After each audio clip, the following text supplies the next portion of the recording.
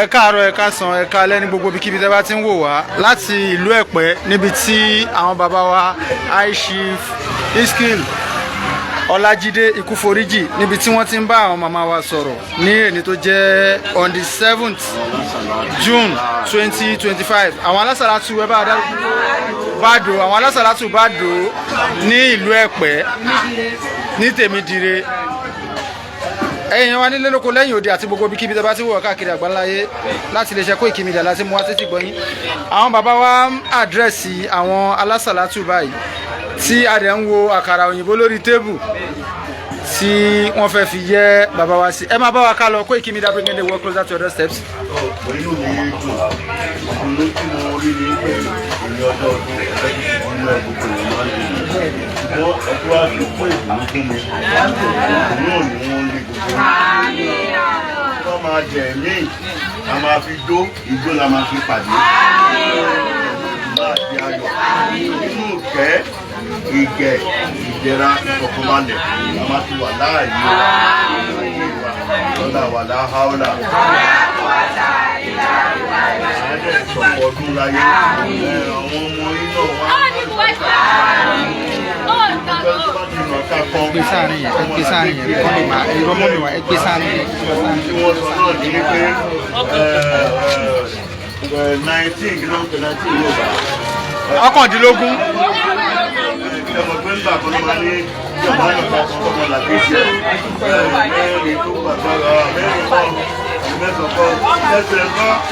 ọmọ akéèyàn dànù ẹgbẹ́ gbòógì lọ́pọ̀ sí ọlọ́run ajẹ́ kíkọ̀ ọmọ sí náà ẹjọ́ tẹ́ẹ̀bà wá bí ṣé ẹ̀ ní mú Coca-Cola ní. Ṣé wá bá wa mú kí ní ìṣàlọ́yọ̀ inú òyìnbó wọn ni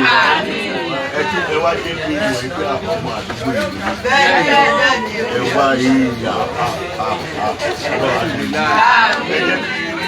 ní èèyàn pé tó bá tẹ̀ ní pé ha àdúgbò mú náà wọn ìyá mú náà wọn àdúgbò mú náà wọn ìyàwó àdúgbò ìyàwó ẹbí wà ọ̀rẹ́ wà ọlọ́run ò ní kú ìjọba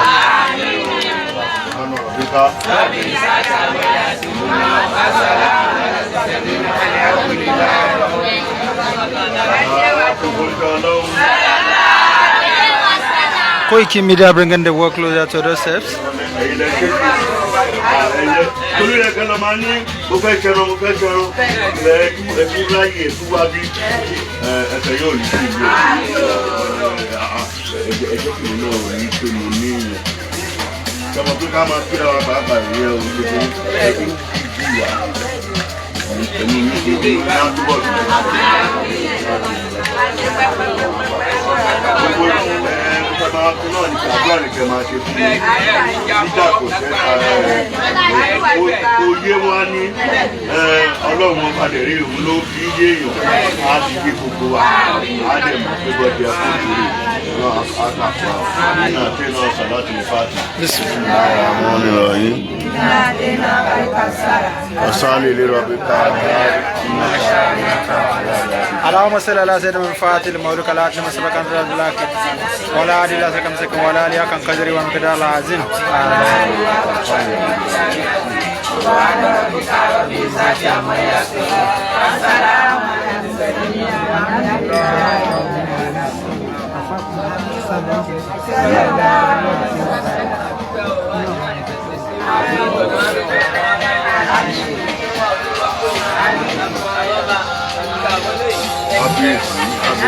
Kábíyèsí o aláyélúwà ẹ̀ṣẹ̀ ní kábàámọ̀ bàbá ní àpẹ àpẹ ọjọ́ pé ìṣẹ́ àlùbáyé tó ń bọ̀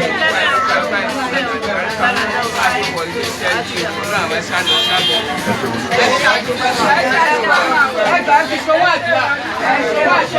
Koiki Media bringing the world closer to your steps. Àwọn alásàlátù wọ́n wá kí àwọn bàbá wa High Chief